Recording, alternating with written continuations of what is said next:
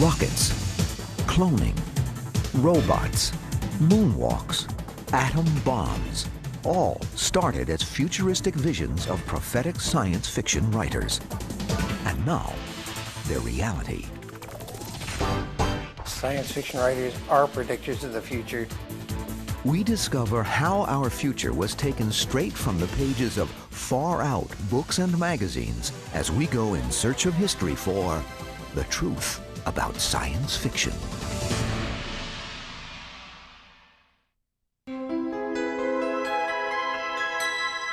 Science fiction, the genre that ponders, what if?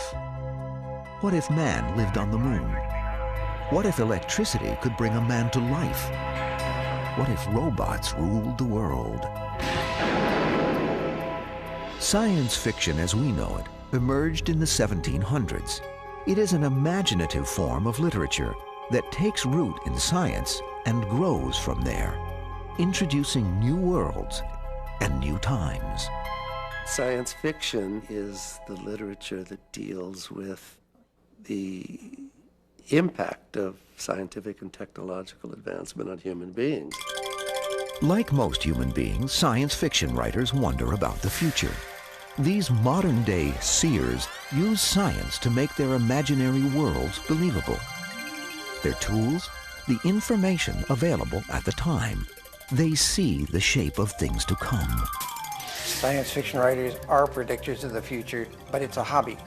We don't get extra money for guessing right. I think people can relate to this kind of literature because they want to imagine themselves as the forerunners of the future. They want to imagine themselves being on the threshold of what is to come. An interesting way to read history is through the writings of people who envisioned it before it happened. Around the Moon, a story by Jules Verne written in 1870, predicted weightlessness when Verne wrote, "The three adventurous companions were surprised and stupefied despite their scientific reasonings. Their feet no longer clung to the floor of the projectile." And this almost 100 years before man ever flew in space and experienced it.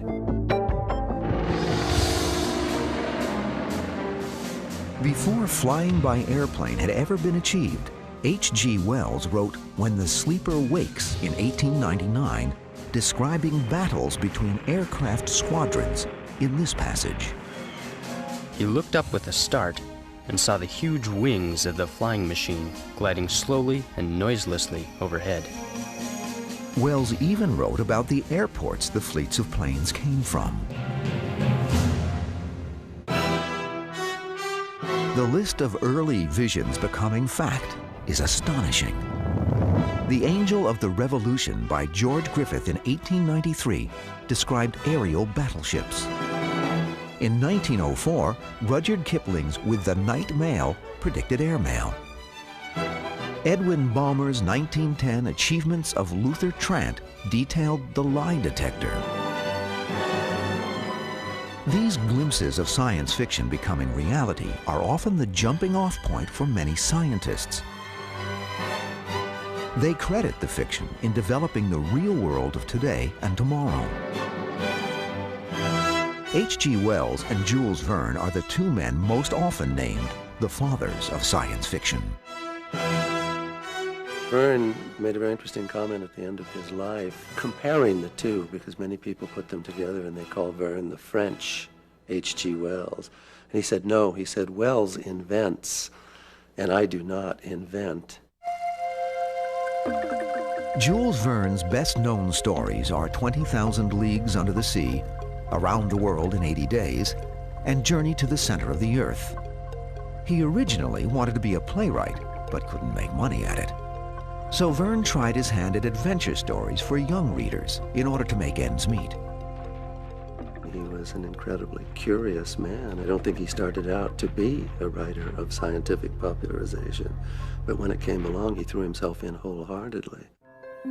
Verne's first scientific romance, as they were called, 5 Weeks in a Balloon, is an adventure story about young people taking off into the unknown. In addition to the rip-roaring action, he included technical details about balloons and how they fly.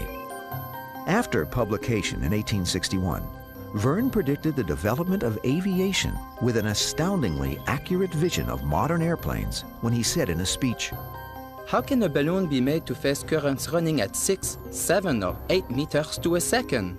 It is a mere dream, though I believe that if the question is ever to be solved, it will be a machine which will be heavier than the air, following the principle of the bird, which can fly, though it is heavier than the air which it displaces. Science fiction is very important in stimulating scientific research and discovery. Verne, I'm sure, inspired any number of young budding scientists to actually embark upon a scientific career. The spirit of Jules Verne was picked up by Hugo Gernsback. Hugo Gernsback is credited with popularizing science fiction and bringing it into the mainstream. Born in Luxembourg in 1884, he brought awe-inspiring new worlds into focus in his novels and magazines. Hugo Gernsback was an electrical experimenter.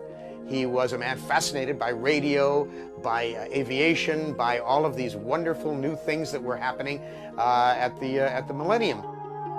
In 1911, at the age of 27, Gernsback wrote Ralph 124C for 1+, a romance set in 2660.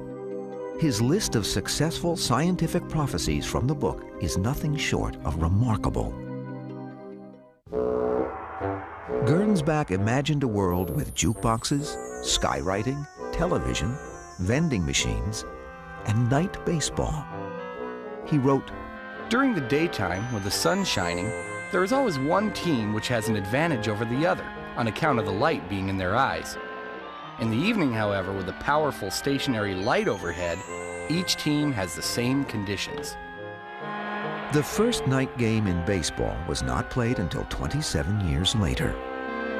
Ralph 124C for 1+ was extremely popular at the time it was published, but not recognized for its remarkable predictions until they became realities.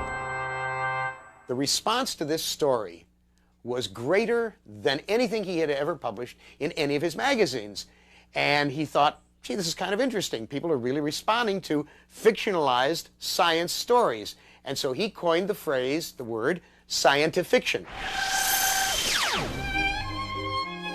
Gernsback felt that his scientifiction stories should both entertain and educate. His idea was there should be stories written that are lessons, teaching lessons. And that's what he was doing. Amazing Stories, the first English-language science fiction magazine, was Hugo's vehicle for getting his message to the masses. Amazing Stories debuted in 1926, selling an astonishing 100,000 copies in the first month. The magazine boasted, extravagant fiction today, cold fact tomorrow. Gernsback's hype promised that even the most outrageous claims could come true. He spoke of inventions of the past that people had laughed. They'd said, you know, there'll never be airplanes and there'll never be this and that and the other thing, and that all of these had come true. The magazine showcased up-and-coming writers as well as renowned authors of the past. He was careful to include reprinted stories by authors like H.G. Wells, Jules Verne, and even Edgar Allan Poe, because he knew these were writers that were highly respected at that point in time. Amazing Stories became a staple of the scientific community. Other magazines were quick to catch on to the popularity of science fiction, and the genre grew into its own over the years. A tight-knit community of readers, publishers, illustrators, and writers was formed. Why? Because the genre made it okay to stretch the imagination and ponder, what if?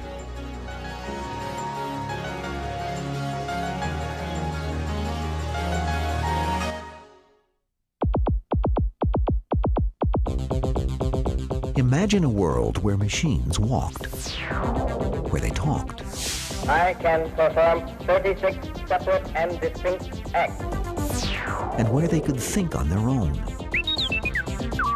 Introducing the robot. He's a robot. Without you, what could he do?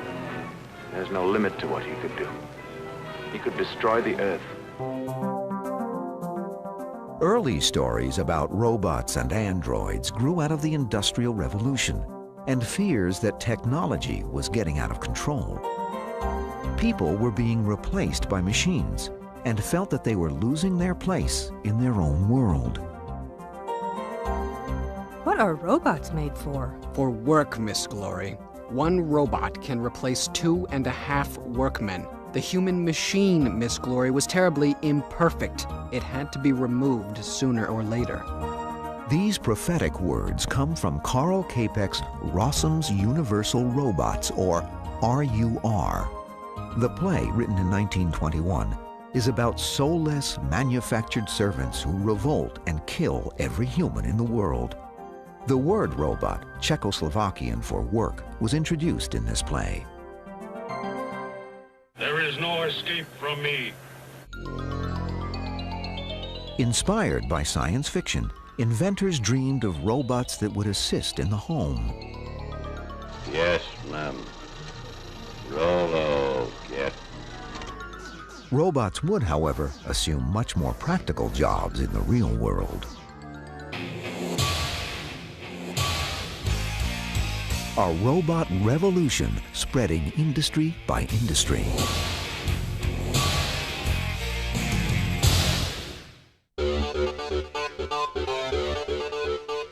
Science fiction writers were also the first to embrace the possibility of combining humans and machines.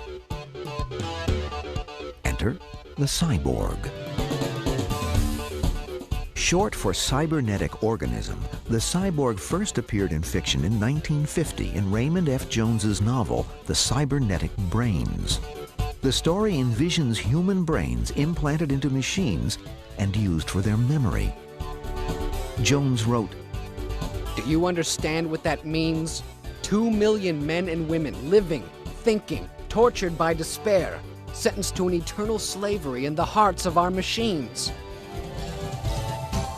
Science fiction writers have spoken many times of the idea of joining humans and machines as though these are two separate entities. And it has been rather grotesque as it's portrayed in fiction, because you can't really imagine how these two elements could be joined. If you're going to join gears and mechanical elements to flesh, it has to be grotesque. Yet science has replaced human appendages and organs with electronic prosthetics. There are pacemakers for weak hearts and cochlear implants to help the hearing impaired. A bionic hand wired to real muscles copies the movements of the human hand much better than a mechanical substitute. Other kinds of medical research and ethics have been a focus of sci-fi ever since Mary Shelley's Frankenstein was published in 1818. Dr. Victor Frankenstein himself wondered about creating his creature. The doctor's thoughts, as Shelley wrote. Although I possessed the capacity of bestowing animation, I doubted at first whether I should attempt the creation of a being like myself. But I doubted not that I should ultimately succeed. Even though Shelley had no medical background, she still managed to intuit the role of electricity in the body. Today, the technology is used to restart hearts and save lives. In the 1991 movie Body Parts, an arm is grafted onto the body of a psychologist. In 1998, this fiction became a reality when a team of doctors took part in a groundbreaking hand and forearm transplant. A company has come to the Caribbean to film a classic tale of imagination, one in which conjecture comes frighteningly close to reality. Abuses of medicine have also been a concern brought up by science fiction writers. This is human. This is man. This is law. His law! When The Island of Dr. Moreau by H.G. Wells was published in 1896, it was met with public outrage. The story was graphic and gruesome. You are an animal. Jungle animals being surgically transformed into human beings in the House of Pain, the laboratory of Dr. Moreau. The narrator, trapped on the island, says, "The creatures I had seen were not men, had never been men. They were animals, humanized animals, triumphs of vivisection." The Island of Dr. Moreau is very much steeped in contemporary ideas about vivisection and the possibility of uplifting other species to bringing them more immediately into the human realm. By the end of the story, the patients revert to their animal states and destroy Moreau and his island. He's not a villain. He's not some evil scientist that's just out there carving up animals for sadism's sake. He is really trying to do something scientifically noble, and yet it's monstrous. Ironically, medical science has reversed the direction of Dr. Moreau's work. The new science of xenotransplantation uses animal organs, like baboon hearts and pig livers, for transplants in order to help humans live healthier, better lives.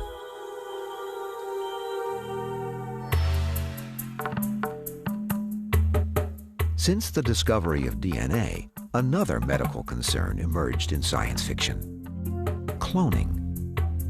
These stories became very popular in the 1970s. Books like Richard Cowper's 1972 Clone and Kate Wilhelm's 1976 Where Late the Sweet Bird Sang led the charge.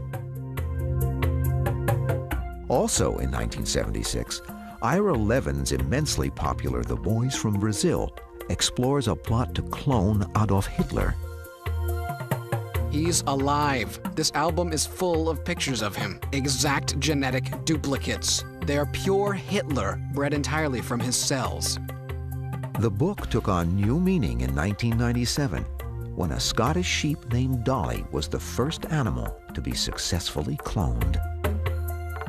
Cloning is really just the production of a genetically identical individual to an individual that already exists. And this is what was done in the Dolly experiments, where a nucleus was transferred from an adult to produce an identical fetus, an identical infant. With the technology already in place, many believe it is only a matter of time before human cloning is a common practice. The terrors of war are foreshadowed in science fiction. H.G. Wells led the charge. He had this sense of apocalyptic doom.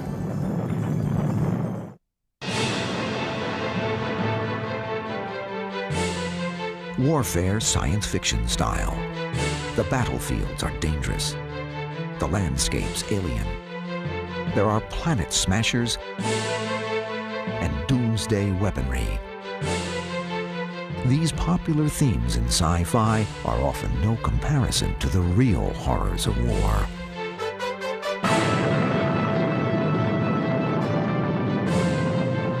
In 1945, the atomic bomb ended the most destructive war in history. But long before the devastation at Hiroshima and Nagasaki, atomic power was the stuff of literary nightmares. The bomb was absolutely unapproachable and uncontrollable until its forces were nearly exhausted, and from the crater that burst open above it, puffs of heavy, incandescent vapor were flung high and far. These prophetic words come from the 1913 story, The World Set Free by H.G. Wells. It was in this book that he coined the term atomic bomb. Best known for his novels The Time Machine and The War of the Worlds, Wells was an Englishman, an author, a journalist, sociologist, historian, and a scientist. He was a student of Huxley, the biologist, studied at the University of London. He came from a lower middle class family. He had to really scrape and grub to get where he was. Obsessed by war, Wells was torn between two visions: salvation and destruction. Wells could not ignore the signs of impending conflict in the world. Governments were concentrating on developing bigger and more powerful weapons, so it was easy for Wells to extrapolate and create his fictional devices.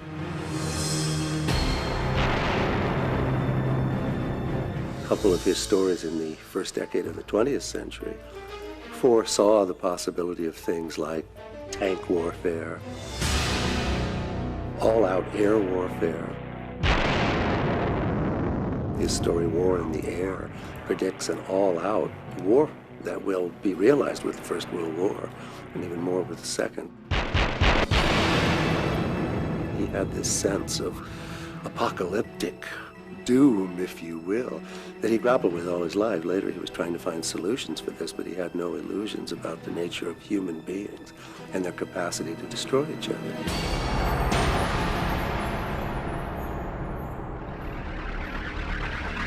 Haunted by visions of global upheaval, Wells set out to create his masterpiece, The War of the Worlds, in 1898.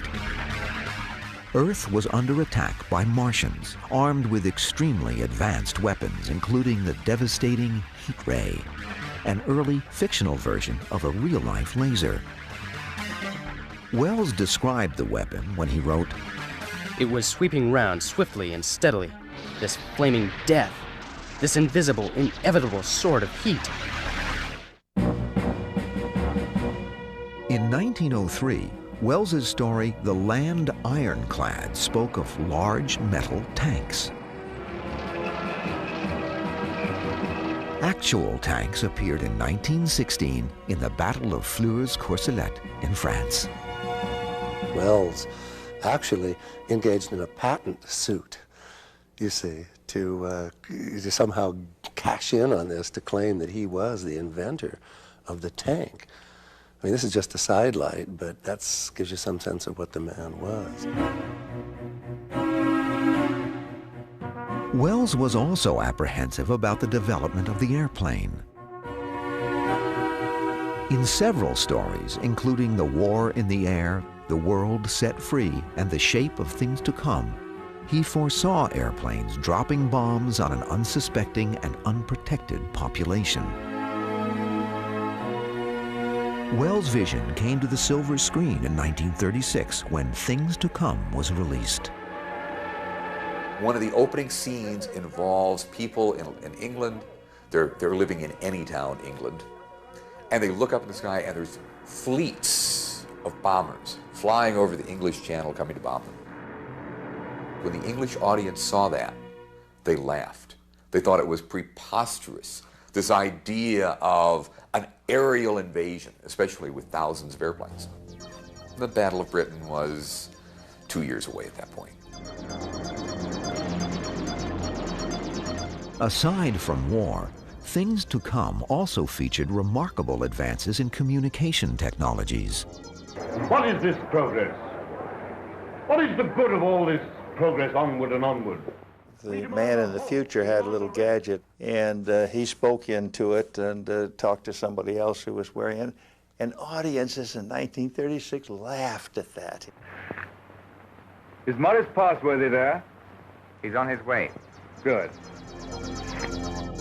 Wells' vision of a watch telephone was not far from the truth. In 1979, the cellular telephone was introduced, and his concept of personal wireless communication was a reality. But Wells wasn't the only science fiction writer to predict the global village in which we now live, a world of instant access to information and communication made possible, at least in part, by satellites. The communication satellite was first forecast by science fiction author Arthur C. Clarke. Best known for his novel 2001: A Space Odyssey, Clarke explored the idea of using a communications satellite in a 1945 scientific paper titled Extraterrestrial Relays. Clark detailed how a satellite could orbit apparently motionless above the equator and serve as a relay station. It took almost 20 years for his prediction to become fact. Clark's vision is now known as the geosynchronous satellite and is indispensable in modern communications. Clark revisited the concept in his 1957 story, Special Delivery. Now, he didn't patent the idea. People asked him, why didn't you patent it? Well, he said later, if he had patented it, it wouldn't have mattered. The patent would have run out before anyone could have flown a communication satellite. And in any case, the patent office would not have taken it seriously, would not have given him the patent. Flight controllers, go for landing. Retro. Go. Fido. Go. Guidance. Go. Control. Go. Telcom. Go. GNC. Go. ECOM. Go. Surgeon. Go. Capcom, we're go for landing. Eagle, Houston, you're a go for landing, over. The Eagle has landed. July 20th, 1969. Neil Armstrong takes one small step onto the surface of the moon and one giant leap for mankind. The whole idea of space travel, and then space travel using technological means, came out of arts and literature, not engineering, not science at all. The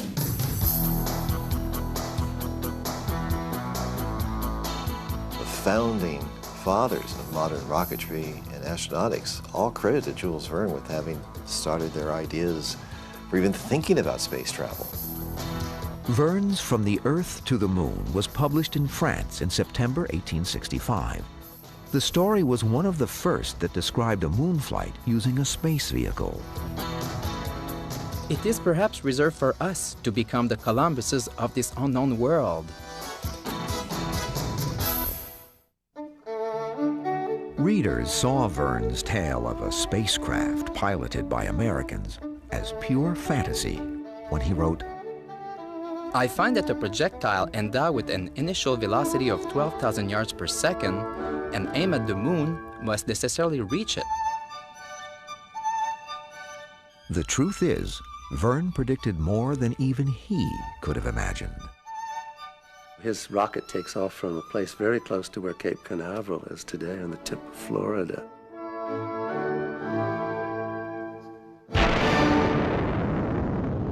The Frenchman Verne set the liftoff in the U.S. because he admired the American entrepreneurial spirit. Verne's method of propulsion? A cannon. Absurd by today's standards, it was nonetheless a natural hypothesis for his time. Jules Verne's contribution to this, for example, was to show that it might be possible to launch a projectile from the Earth to the Moon using nothing but available technology. The science is totally wrong, and yet at that time ballistics was the major science, and people were speculating on the possibility of giant cannons and things like this. In 1929, German film director Fritz Lang's The Woman in the Moon captivated audiences and demonstrated a more accurately modern approach. It was a major motion picture, big film. A lot of money went into it. They put a lot of effort into trying to get it right. The thing about that movie that was so interesting is that they invented something in that movie that we use today in every rocket launching: the countdown. 4, 3, go.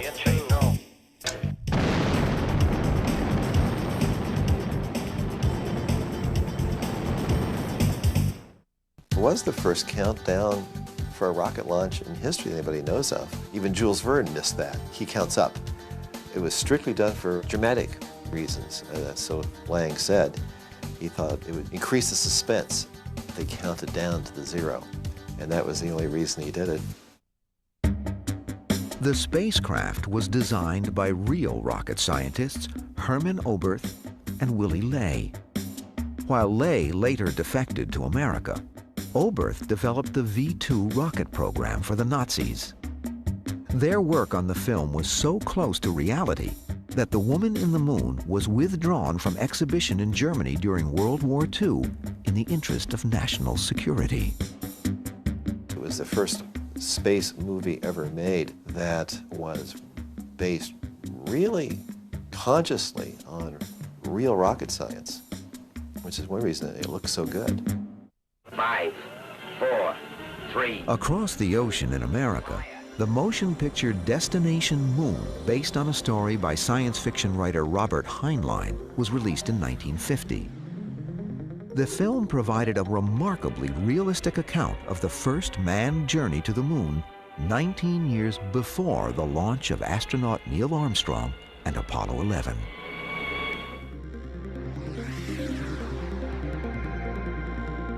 In Destination Moon, Robert A. Heinlein had a complete lunar scape. Nobody had ever set foot on the moon. And he took photos and he composed this set from a series of photos that had been taken. And it was as if we were there. Heinlein really did the world a favor.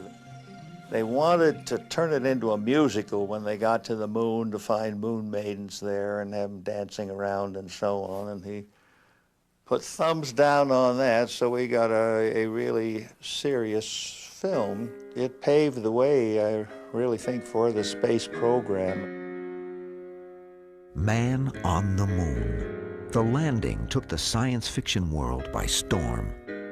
This was indeed science fiction becoming science fact. I had a piece of paper and a pen, and I had an audio recorder. I wanted to record that magic moment. And I found myself saying, vindication.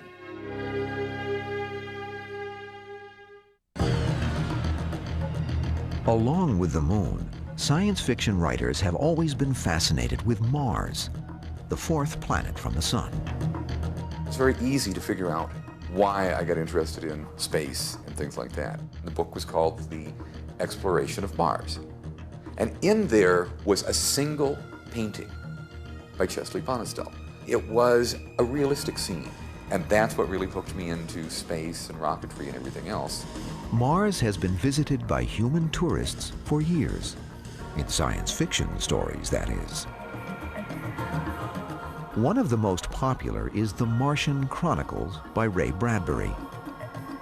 He first imagined the Mars-scape in this passage. Beyond the marble amphitheater lay little towns and villas. Pools of silver water stood motionless, and canals glittered from horizon to horizon. Bradbury's vision of Mars is not exact, but scientists at NASA and the Jet Propulsion Laboratory in Pasadena, California, have determined that Mars is the most likely habitat for life beyond Earth. Some readily admit that they are inspired and informed by science fiction. I find for me to be effective, for example, in building an instrument to send to Mars, I have to think like a Martian. Now, I can read Bob Zubrin, I can read Johnson's point reference design for going to Mars. I learn a lot more by reading Kim Stanley Robinson and getting into the head of people that might live on Mars and what they'll see and do and experience. Thinking about and reading about people on Mars coping with that environment helps me get an intuitive feeling for it that is much better than all the equations I can write down.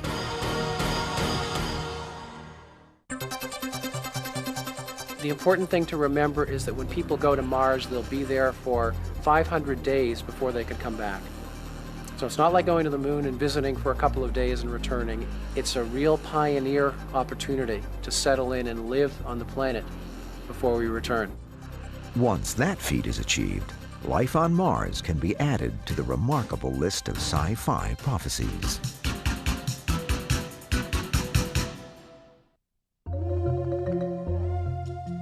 Not all of the marvels imagined by science fiction writers have come true, yet. Time travel, popularized in 1895 by H.G. Wells's The Time Machine, is still well beyond the reach of today's science. The little hands upon the dial that registered my speed raced around faster and faster, and consequently my pace was over a year a minute. Wells was doing something that nobody else did at that time. And the idea of time travel, we might have had it before. People would get hit on the head, or people would fall asleep and they would wake up somewhere else. But here he actually devised a machine and a theory behind how that machine would go from the present to the future. And this was simply unheard of. If that machine can do what you say it can, destroy it, George, before it destroys you. Time travel can never happen.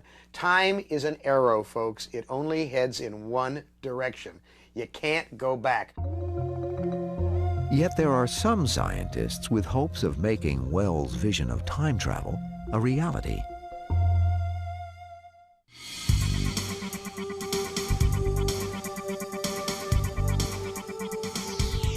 Another science fiction invention that hasn't yet been achieved is faster-than-light travel. Science fiction needs a way to travel to other planets and other stars. And faster-than-light travel is the only feasible way to accomplish that within the lifetimes of the characters involved. So it exists. It doesn't mean that it ever will. Whether you call it quantum travel, hyperdrive, or warp speed, faster-than-light travel technology has allowed us to seek out new life and new civilizations in the world of sci-fi.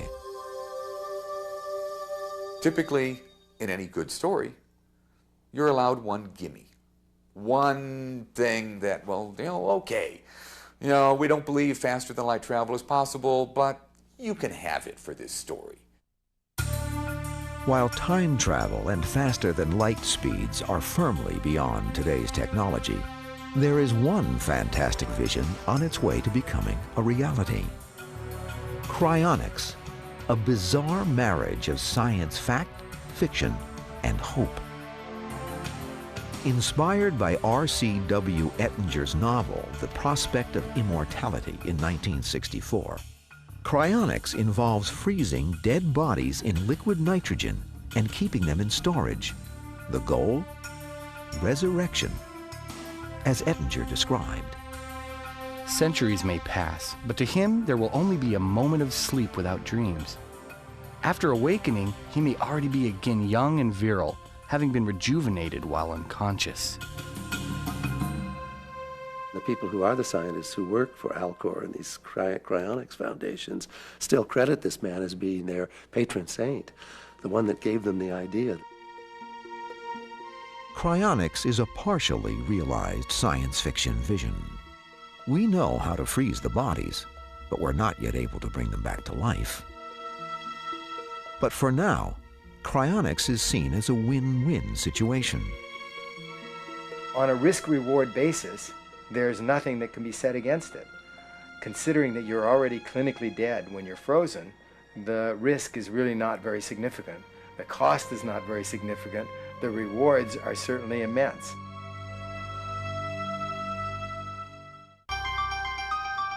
We live in an amazing time, a time of incredible discoveries and astounding inventions.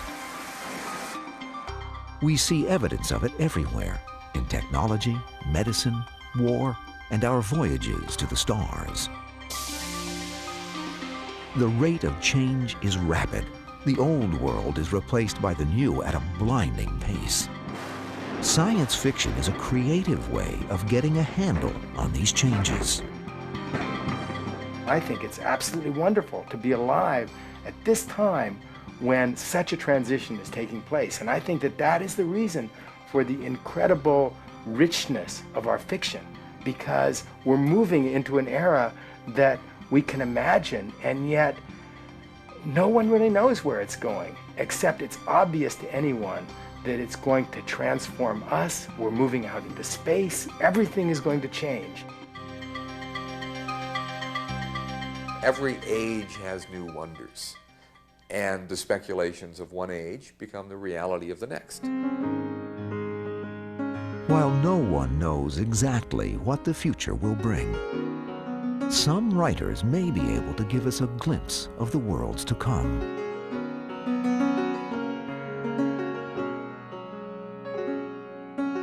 We find that the line between science fiction and science fact becomes more and more blurred as we boldly go in search of history.